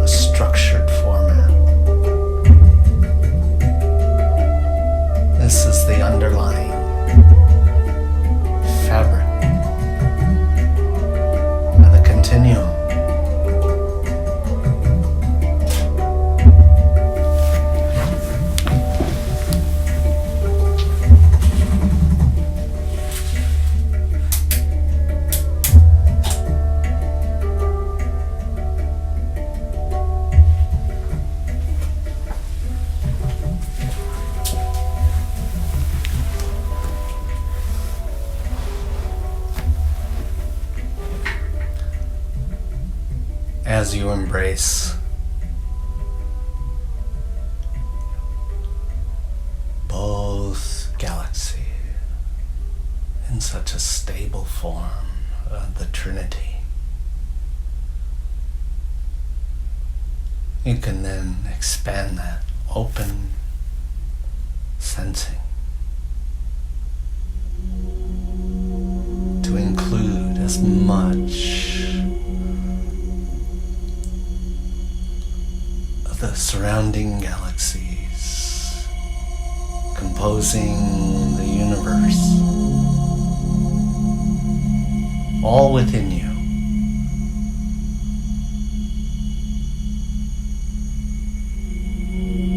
The structured realities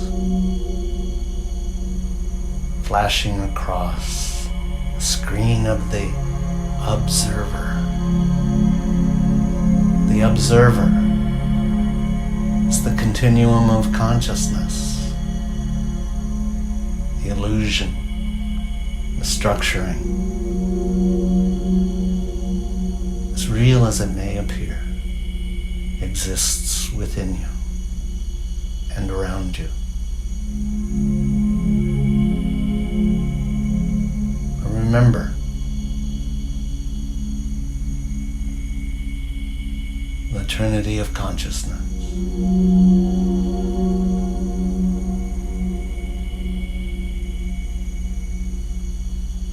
And whatever you see, experience, presents itself from your own singularity as a lesson of entanglement, waiting to be disentangled, freed up from holding structure, flow back into the quantum continuum it originated from. While you were always the screen, the object and source within it. Source fragments itself in order to experience entanglement and disentanglement for the evolution of consciousness and the integration of capacity, enabling vulnerability to flex its inclusivity into greater levels of unconsciousness and the chaos it creates. Knowing where home is.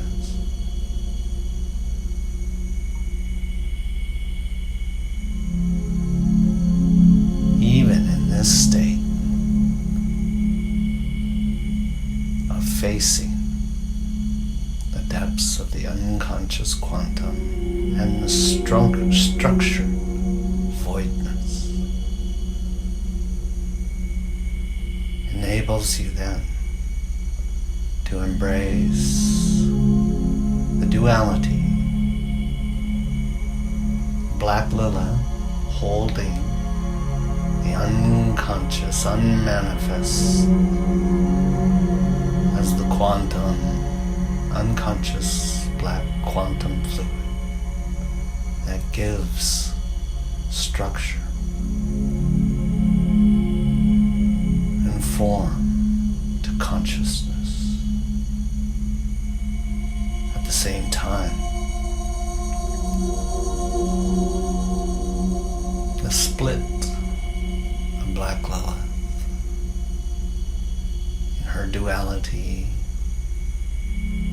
Saraswati, the original female, the original goddess, giving the form out of the formless. Her awareness, so resolute, firmly rooted in her observer, enables her capacity to split be the battery, the positive and negative.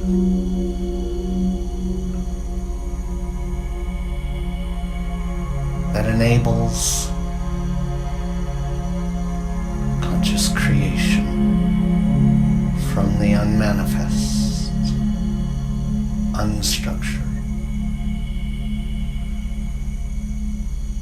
All of the, even the two beings, Saraswati and Black Lilith, their male counterparts, Brahma and Shiva, are all you, each and every one of us.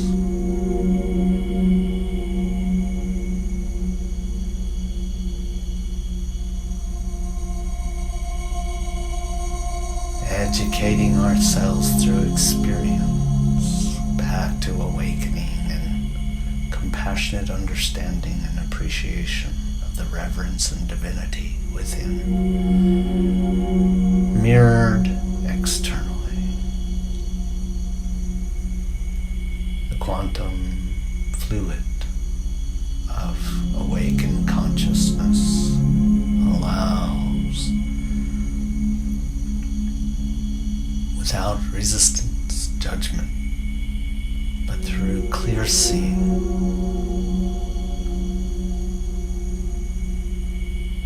the unconscious quantum to return to superposition in its home inside of conscious quantum, awakened quantum, divine quantum.